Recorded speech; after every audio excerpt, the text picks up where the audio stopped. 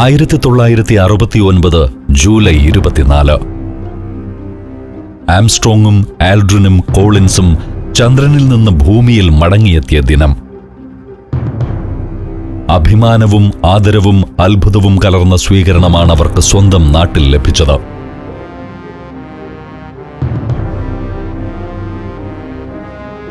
ചന്ദ്രനിലേക്ക് മനുഷ്യനിറങ്ങാൻ കഴിയുമെന്നത് ശാസ്ത്രലോകത്തിന്റെ വെറുമൊരു നടക്കാക്കിനാവ് മാത്രമായിരിക്കുമെന്നാണ് അതുവരെയും ഭൂമിയിലെ മനുഷ്യരിലേറെയും കരുതിയിരുന്നത്. അവരിൽ ചന്ദ്രനെ ഒരു ദൈവമായി ആരാധിച്ചിരുന്നവർ പോലുമുണ്ട്. അപ്പോഴാണ് ഭൂമിയിൽ നിന്നും 3 മനുഷ്യർ ചന്ദ്രനരികിലെത്തുകയും അവരിൽ 2 പേർ ചന്ദ്രനിൽ ഇറങ്ങുകയും ചെയ്തിരിക്കുന്നത്. അവർക്കെന്തെങ്കിലും അത്ഭുത ശക്തികൾ ഉണ്ടായിരിക്കുമെന്ന് കരുതിയവരുമുണ്ട്. അമേരിക്കയെ സംബന്ധിച്ചിടത്തോളം അവർ രാജ്യത്തിന്റെ അഭിമാന നായകന്മാരാണ്. അമേരിക്കയ്ക്ക് മാത്രമല്ല, ലോകത്തിന്റെ വിവിധ ഭാഗങ്ങളിൽ ജീവിക്കുന്ന മനുഷ്യർക്കെല്ലാം അവരഭിമാനം തന്നെയാണ്. ലോകമേറെ ആവേശത്തോടെയും കൗതുകത്തോടെയും ആ മടങ്ങിവരവ് ആഘോഷിക്കാൻ കാത്തുനിന്നു. എങ്കിലും ചന്ദ്രനെക്കുറിച്ച് ഇപ്പോഴും ഏറെയൊന്നും അറിയില്ല. അവിടെ മനുഷ്യരെ ബാധിക്കാവുന്ന രോഗാണുക്കൾ എന്തെങ്കിലും ഉണ്ടാകുമോ എന്ന ഭയമുണ്ട്. ചന്ദ്രന്റെ ഉപരിതലത്തിൽ നിന്നും രോഗകാരണങ്ങളായേക്കാവുന്ന എന്തെങ്കിലും സൂക്ഷ്മാണുക്കളോ വൈറസുകളോ ബഹിരാകാശ സഞ്ചാരികളുടെ ശരീരത്തിൽ എത്തിയിട്ടുണ്ടോ എന്നറിയില്ല. അതുകൊണ്ട് അവർ മൂവർക്കും 21 ദിവസത്തെ ക്വാറന്റൈൻ വേണം. ഭൂമിയിൽ മടങ്ങിയെത്തിയ ഉടൻ തന്നെ അവർ ക്വാറന്റൈനിൽ പ്രവേശിച്ചു.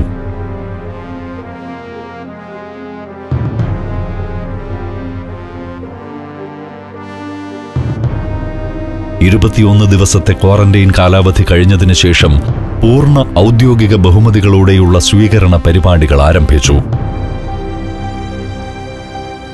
ആദരണീയരായ വ്യക്തികളെ ജനങ്ങൾക്ക് മുന്നിൽ അവതരിപ്പിച്ചുകൊണ്ടുള്ള വമ്പൻ പരേഡുകൾ സംഘടിപ്പിക്കുകയാണ് അന്ന് നിലവിലുള്ള ഏറ്റവും പ്രധാനപ്പെട്ട ആദരിക്കൽ ചടങ്ങ്. അവരെ സ്വീകരിക്കാനായി എത്രത്തോളം ആളുകൾ തടിച്ചുകൂടുമെന്നതിലാണ് സ്വീകരണ പരിപാടിയുടെ വിജയം. ന്യൂയോർക്ക് നഗരം ഇതുവരെ കണ്ടിട്ടില്ലാത്ത വലിയൊരു പരേഡ് നൽകി ചന്ദ്രനിൽ നിന്നും മടങ്ങിയെത്തിയ ബഹിരാകാശ സഞ്ചാരികളെ അമേരിക്ക സ്വീകരിച്ചു. അവർ മൂവരും ഒരു തുറന്ന വാഹനത്തിൽ അനവധി വാഹനങ്ങളുടെ അകമ്പടിയോടെ നഗരത്തിലൂടെ സഞ്ചരിക്കുമ്പോൾ തെരുവുകളിൽ അവരെ കാണാൻ ആളുകൾ നിരന്നു. നാട്ടിലെ രീതിയനുസരിച്ച് അവർ തങ്ങളുടെ നായകന്മാർക്ക് മേൽ കടലാസ് കഷ്ണങ്ങൾ വർഷിച്ചു. തെരുവിലാകെ കട്ടിയുള്ള വർണ്ണക്കടലാസ് കഷ്ണങ്ങൾ നിറഞ്ഞു. ആർപ്പ് വിളിക്കുന്ന ജനങ്ങൾക്കിടയിലൂടെ ആംസ്ട്രോങ്ങിനെയും ആൽഡ്രിനെയും കോളിൻസിനെയും വഹിച്ചുകൊണ്ടുള്ള വാഹനം കടന്നുപോയി. ന്യൂയോർക്കിലെ പരേഡിന് ശേഷം ചിക്കാഗോയിലെത്തിയപ്പോഴേക്കും ആളുകളുടെ സ്വീകരണത്തിന് ഒരു വ്യത്യാസവുമുണ്ടായില്ല. പ്രധാന നഗരങ്ങൾ ഒരുക്കിയ ഗംഭീര സ്വീകരണങ്ങൾക്ക് ശേഷം അവരോരോരുത്തരും തങ്ങൾ ജനിച്ചു വളർന്നതും ഇപ്പോൾ ജീവിക്കുന്നതുമായ സ്വന്തം നാടുകൾ ഏർപ്പെടുത്തിയിട്ടുള്ള സ്വീകരണ പരിപാടികളിൽ പങ്കെടുക്കാനായി പോയി.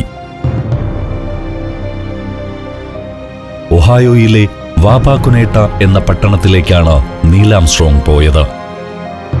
അവിടെയാണ് അദ്ദേഹം ജനിച്ചു വളർന്നത്. വെറും 7000 മാത്രം ജനസംഖ്യയുള്ള ഒരു ചെറുപട്ടണമാണ് വാപാക്കുനേട്ട. 1969 സെപ്റ്റംബർ 6 ആംസ്ട്രോങ് അവിടെയെത്തി. ആ ചെറുപട്ടണം ഒന്നാകെ അതിന്റെ വീരനായകനെ സ്വീകരിക്കാൻ അവിടെ അണിനിരന്നിരുന്നു. അവർ മാത്രമല്ല, അയൽ പ്രദേശങ്ങളിൽ നിന്നും ജനങ്ങൾ വാപാക്കുനേട്ടയിലേക്ക് ഒഴുകിയെത്തി. ആംസ്ട്രോങ്ങിനെ സ്വീകരിക്കാൻ വാപാക്കുനേട്ടയിൽ എത്തിയവർ 80,000-ൽ കുറയില്ലെന്ന് മാധ്യമങ്ങൾ റിപ്പോർട്ട് ചെയ്തു. ആംസ്ട്രോങ് ചന്ദ്രനിൽ കാലുകുത്തിയ ജൂൺ 20 ഈ തെരുവുകൾ പൂർണ്ണമായും വിജനമായിരുന്നു. നാടൊന്നടങ്കം ടെലിവിഷൻ സെറ്റുകൾക്ക് മുൻപിൽ ആ അത്ഭുത കാഴ്ച കാണാൻ കൂടിയ ദിവസം. ആദ്യം നീൽ ആംസ്ട്രോങ്ങും പിന്നീട് ബസ് ആൽഡ്രിനും ചന്ദ്രന്റെ മണ്ണിൽ കാലുകുത്തുന്നത് ടെലിവിഷൻ സെറ്റുകളിലൂടെ കാണാൻ കഴിഞ്ഞു. തെരുവുകൾ വിജനമായിരുന്നെങ്കിലും ആംസ്ട്രോങ്ങിന്റെ മാതാപിതാക്കൾ താമസിക്കുന്ന വീടിനുള്ളിൽ മാധ്യമപ്രവർത്തകർ ഉൾപ്പെടെ നിരവധി ആളുകൾ കൂടിയിരുന്നു. സാധാരണഗതിയിൽ ആൾത്തിരക്കൊന്നുമില്ലാത്ത ഒരു ഒഴിഞ്ഞ തെരുവാണ് ആംസ്ട്രോങ്ങിന്റെ മാതാപിതാക്കൾ താമസിക്കുന്ന ഇടം. 1966 ജെമിനി 8 വിക്ഷേപണത്തെ തുടർന്ന് ആ തെരുവിന് ആംസ്ട്രോങ്ങിന്റെ പേര് നൽകുകയും ചെയ്തിരുന്നു. ആംസ്ട്രോങ് ചന്ദ്രനിൽ കാലുകുത്തിയതിനു ശേഷം അദ്ദേഹത്തിന്റെ അച്ഛനമ്മമാർ മാധ്യമങ്ങളോട് ചുരുങ്ങിയ വാക്കുകളിൽ സംസാരിച്ചു. ദൈവത്തിന് നന്ദിയെന്നാണ് സ്റ്റീഫൻ ആംസ്ട്രോങ് ആദ്യം പറഞ്ഞത്. എല്ലാ അനുഗ്രഹങ്ങളും നൽകുന്ന ദൈവത്തെ സ്തുതിക്കാമെന്ന് വിയോള ആംസ്ട്രോങ്ങും പറഞ്ഞു. അവിടെ കൂടി നിന്നവരോട് ചന്ദ്രനിൽ പോയ ആംസ്ട്രോങ്ങിന്റെയും കൂട്ടരുടെയും സുരക്ഷിതമായ മടങ്ങിവരവിന് വേണ്ടി പ്രാർത്ഥിക്കണമെന്നും അവരഭ്യർത്ഥിച്ചു. ചന്ദ്രനിൽ നിന്നും സുരക്ഷിതനായി മടങ്ങിയെത്തിയ ആംസ്ട്രോങ് ഇപ്പോൾ ജന്മനാടായ വാപ്പാക്കുനേട്ടയിൽ എത്തിയിരിക്കുന്നു. കൂടെ ഭാര്യയും 2 ആൺമക്കളുമുണ്ട്. അവർ വന്നിറങ്ങിയ തെരുവിലാകെ ആംസ്ട്രോങ്ങിന്റെ ചിത്രങ്ങളാണ്. ബാനറുകളിൽ അദ്ദേഹത്തെക്കുറിച്ച് വാപ്പാക്കുനേട്ടിന്റെ അഭിമാനമെന്ന് വിശേഷിപ്പിച്ചിട്ടുണ്ട്. ചന്ദ്രനെ തൊട്ടയാൾക്ക് ജന്മനാടിന്റെ സ്വാഗതമെന്നും എഴുതിയിട്ടുണ്ട്. അമേരിക്കയുടെ പതാകകളും ചുവപ്പും നീലയും വെള്ളയും നിറത്തിലുള്ള തോരണങ്ങളും കൊണ്ട് എല്ലായിടവും അലങ്കരിച്ചിരിക്കുന്നു. അന്നൊരു ദിവസത്തേക്ക് മാത്രമായി വാപ്പാക്കുനേട്ടയിലെ പല തെരുവുകളുടെയും പേര് അവർ അപ്പോളോ 11 ദൗത്യവുമായി ബന്ധപ്പെട്ട പേരുകളാക്കി മാറ്റിയിട്ടുണ്ട്.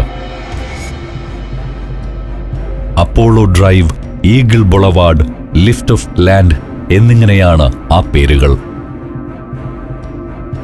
ഒഹായോയിലെ governor James Rhodes, comedian Bob Hope തുടങ്ങിയ പ്രമുഖർ വാപ്പാക്കുനേട്ടയിൽ നടന്ന സ്വീകരണ പരിപാടികൾക്ക് നേതൃത്വം നൽകി.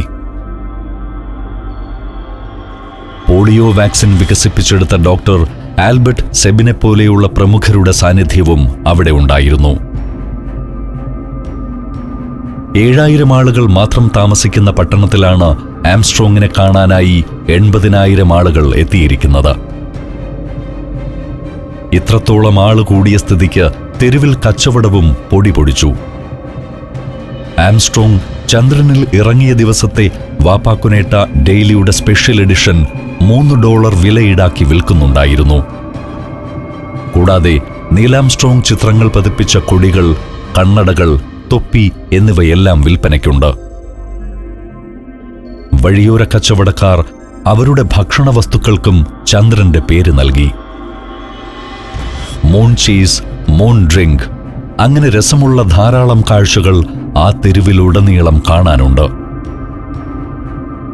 ഘോഷയാത്ര മുന്നോട്ട് നീങ്ങുമ്പോൾ ഇടയ്ക്ക് പഴയ പരിചയക്കാരും സുഹൃത്തുക്കളും ആംസ്ട്രോങ്ങിനെ പേരു പറഞ്ഞ് വിളിക്കുന്നുണ്ട്. ആംസ്ട്രോങ് പഠിച്ച ബ്ലൂം സ്കൂളിലെ സഹപാഠികൾ പാതയോരത്ത് അദ്ദേഹത്തെ കാത്തുനിൽക്കുന്നുണ്ടായിരുന്നു. അവരുമായുള്ള കൂടിക്കാഴ്ചയ്ക്ക് ശേഷം ആംസ്ട്രോങ് തന്നെ കാണാൻ വേണ്ടി വന്ന ജനങ്ങളെ അഭിസംബോധന ചെയ്തു. തനിക്ക് നൽകിയ ഈ ഗംഭീര സ്വീകരണത്തിന് അദ്ദേഹം ജന്മനാടിന് നന്ദി പറഞ്ഞു. പിന്നീട് ചന്ദ്രനിൽ എത്തിയപ്പോൾ താൻ കണ്ട കാഴ്ചകളെക്കുറിച്ച് സംസാരിച്ചു. ഞാൻ അവിടെ നിന്നും മുകളിലേക്ക് നോക്കി. അപ്പോഴവിടെ നമ്മുടെ ഭൂമിയെ കണ്ടു. അത് വളരെ തിളക്കമുള്ളതും മനോഹരവുമായിരുന്നു, തീരെ ചെറിയതും. അവിടെ നിന്ന് നോക്കുമ്പോൾ അതുമാത്രമാണ് ചുറ്റും കാണാൻ കഴിയുന്ന ഒരേയൊരു മനോഹരമായ കാഴ്ചയെന്ന വസ്തുത എന്നെ അത്ഭുതപ്പെടുത്തി. യഥാർത്ഥത്തിൽ അതുമാത്രമാണ് ഇപ്പോൾ നമ്മൾ മനുഷ്യർക്ക് ജീവിക്കാൻ പറ്റിയ ഒരേ ഒരിടം. ഭൂമി അതിമനോഹരമായ ഒന്നാണ്. നാം അതിനെ സംരക്ഷിക്കേണ്ടതുണ്ട്. Morocco, North Macedonia, Kazakhstan, Zambia, Zimbabwe. സഞ്ചാരം പെൻഡ്രൈവ് വോളിയം നമ്പർ 21. അപൂർവ ദൃശ്യയാത്രാ വിവരണ ശേഖരം ഉടൻ സ്വന്തമാക്കാൻ സഞ്ചാരം എന്ന് SMS ചെയ്യൂ. ഫോൺ 9995 444 222. സർക്കാരും നാടും നാട്ടുകാരും മാത്രമല്ല, വ്യവസായ സ്ഥാപനങ്ങളും വൻകിട കമ്പനികളും ആംസ്ട്രോങ്ങിന് സ്വീകരണം നൽകാൻ മത്സരിച്ചു. ഒഹായോയിൽ പ്രവർത്തിക്കുന്ന ഗുഡ്ഇയർ ടയർ കമ്പനി ഈ അഭിമാന മുഹൂർത്തത്തിൽ അവരുടേതായ പങ്കുവഹിക്കണമെന്ന് നിർബന്ധമുള്ളവരായിരുന്നു. അവരുടെ ഗുഡ്ഇയർ ബ്ലിംപ് എന്ന പരസ്യ വിമാനം ആംസ്ട്രോങ്ങിനെ സ്വീകരിക്കാനായി നടക്കുന്ന ചടങ്ങിന് മുകളിലൂടെ പറന്നു.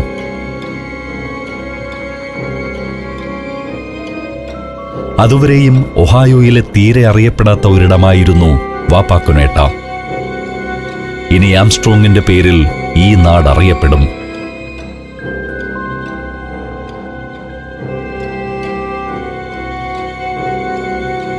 ബഹിരാകാശ സഞ്ചാരികളുടെ ക്വാറന്റൈൻ ദിനങ്ങൾ കഴിഞ്ഞതിന് തൊട്ടു പിന്നാലെ ആംസ്ട്രോങ്ങിനും ആൽഡ്രിനും കോളിൻസിനും സർക്കാരിന്റെ ഔദ്യോഗിക സ്വീകരണവും വിരുന്നും നടന്നിരുന്നു. വാപ്പാക്കുനേട്ടയിലെ സ്വീകരണ പരിപാടിക്കും മുമ്പായിരുന്നു ആ ചടങ്ങ്. പ്രസിഡന്റ് നിക്സൺ ഒരുക്കിയ വിരുന്ന് ലോസ് ആഞ്ചലസിലെ സെഞ്ചുറി പ്ലാസ ഹോട്ടലിലാണ് നടന്നത്. വിരുന്നിൽ ബഹിരാകാശ സഞ്ചാരികൾക്കൊപ്പം അവരുടെ കുടുംബാംഗങ്ങളും പങ്കെടുത്തു. അവരുൾപ്പെടെ 1440 ആളുകൾക്കാണ് ഈ വിരുന്നിലേക്ക് ക്ഷണമുണ്ടായിരുന്നത്. അമേരിക്കൻ രാഷ്ട്രീയ മണ്ഡലത്തിലെ പ്രമുഖരെല്ലാവരും ആ വിരുന്നിൽ പങ്കെടുത്തു. ഇത്രത്തോളം പ്രാധാന്യമുള്ളതും ആഹ്ലാദകരവുമായ ഒരു വിരുന്ന് വൈറ്റ് ഹൗസിന്റെ ആഭിമുഖ്യത്തിൽ ചരിത്രത്തിൽ ഇതുവരെയും നടന്നിട്ടില്ല. അതിഥികളെ സ്വീകരിച്ചുകൊണ്ട് പ്രസിഡന്റ് നിക്സൺ അഭിപ്രായപ്പെട്ടു. പ്രസിഡന്റിനും വൈസ് പ്രസിഡന്റിനും പുറമെ അമേരിക്കൻ ഐക്യനാടുകളുടെ ചീഫ് ജസ്റ്റിസ്, അമേരിക്കൻ പ്രതിനിധി സഭകളിലെ 50 അംഗങ്ങൾ, വിവിധ സംസ്ഥാനങ്ങളിൽ നിന്നായി 44 ഗവർണർമാർ, ക്യാബിനറ്റിലെ 14 അംഗങ്ങൾ തുടങ്ങിയവരും അവിടെ സന്നിഹിതരായിരുന്നു.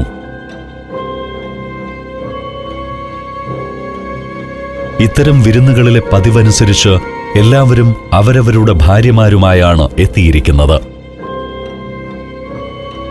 83 രാജ്യങ്ങൾ അവരുടെ പ്രതിനിധികളായി അംബാസഡർമാരെയോ പ്രധാനപ്പെട്ട ഉദ്യോഗസ്ഥരെയോ അയച്ചിട്ടുമുണ്ട്.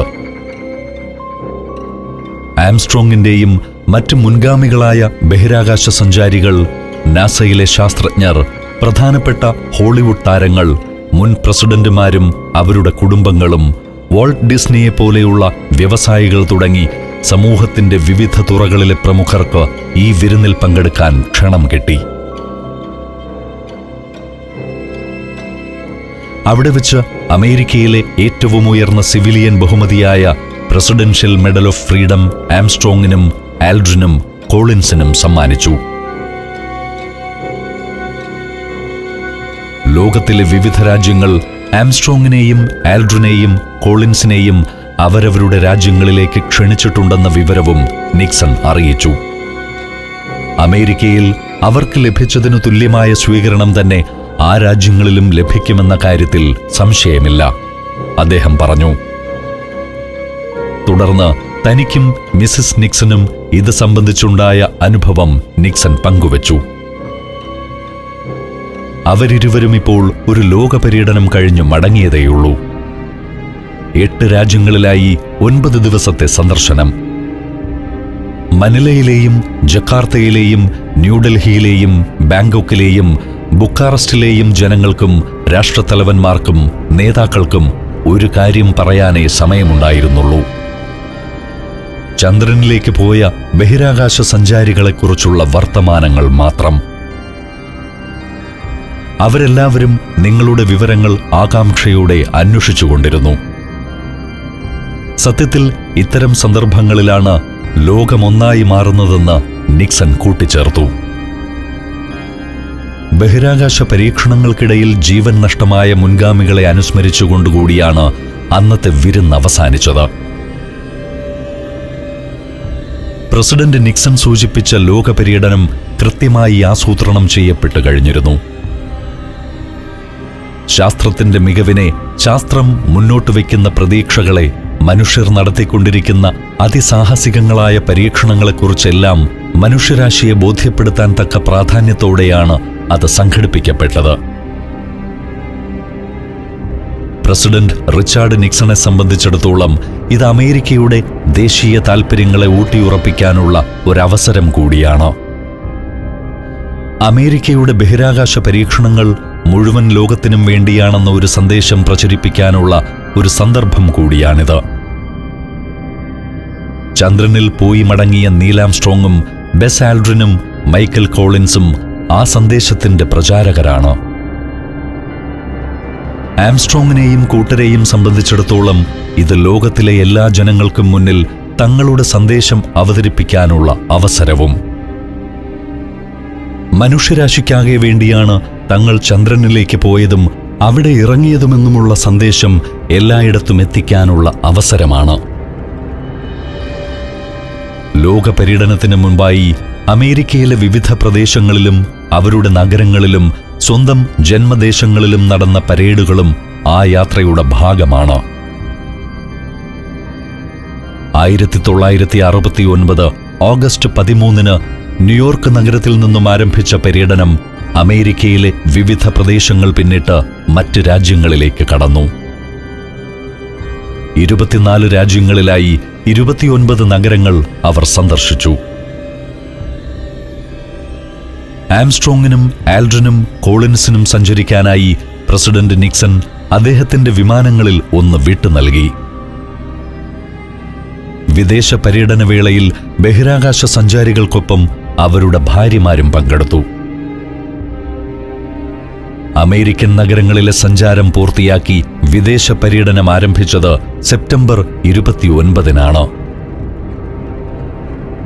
38 ദിവസം നീണ്ടുനിൽക്കുന്ന യാത്രയ്ക്കായി ആംസ്ട്രോങ്ങും മറ്റുള്ളവരും പുറപ്പെട്ടപ്പോൾ അവരുടെ സ്നേഹിതരും ആരാധകരും അഭ്യുദയകാംക്ഷികളുമായി ധാരാളം ആളുകൾ യാത്രയാക്കാനായി ഹൂസ്റ്റണിലെ എയർഫോഴ്സ് ബേസിലെത്തിയിരുന്നു. അവരോടെല്ലാം കൈ ഉയർത്തി യാത്ര പറഞ്ഞുകൊണ്ട് നീൽ ആംസ്ട്രോങ്ങും ജാനറ്റ് ആംസ്ട്രോങ്ങും മൈക്കൽ കോളിൻസും പെട്രീഷ്യ കോളിൻസും ബസ് ആൽഡ്രിനും ജൊഹാൻ ആൽഡ്രിനും വിമാനത്തിൽ കയറി.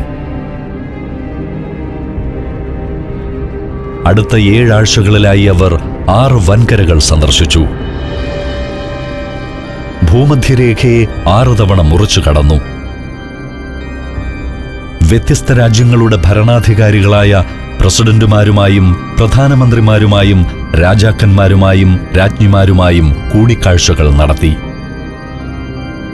എല്ലായിടത്തും ആംസ്ട്രോങ്ങിനും ആൽഡ്രിനും കോളിൻസിനും വലിയ സ്വീകരണമാണ് ഏർപ്പെടുത്തിയിരുന്നത്.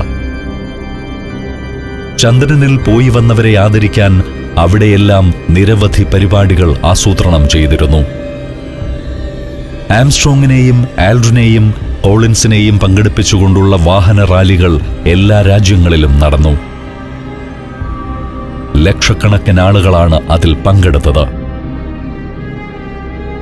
ഈ സ്വീകരണ പരിപാടികൾക്ക് പുറമെ ഓരോ രാജ്യങ്ങളും ആംസ്ട്രോങ്ങിനും ആൽഡ്രിനും കോളിൻസിനും വേണ്ടി നിരവധി അവാർഡുകളും മെഡലുകളും പ്രശംസാപത്രങ്ങളും നൽകി. ശാസ്ത്രത്തിനും മനുഷ്യരാശിയുടെ വളർച്ചയ്ക്കും വേണ്ടി അവർ നൽകിയ വലിയ സേവനങ്ങളോടുള്ള ആദരവാണ് ഈ അംഗീകാരങ്ങൾ. ബഹിരാകാശ സഞ്ചാരികൾക്കും കുടുംബാംഗങ്ങൾക്കു വേണ്ടിയും നിരവധി സമ്മാനങ്ങൾ രാഷ്ട്രത്തലവന്മാർ കരുതിയിരുന്നു.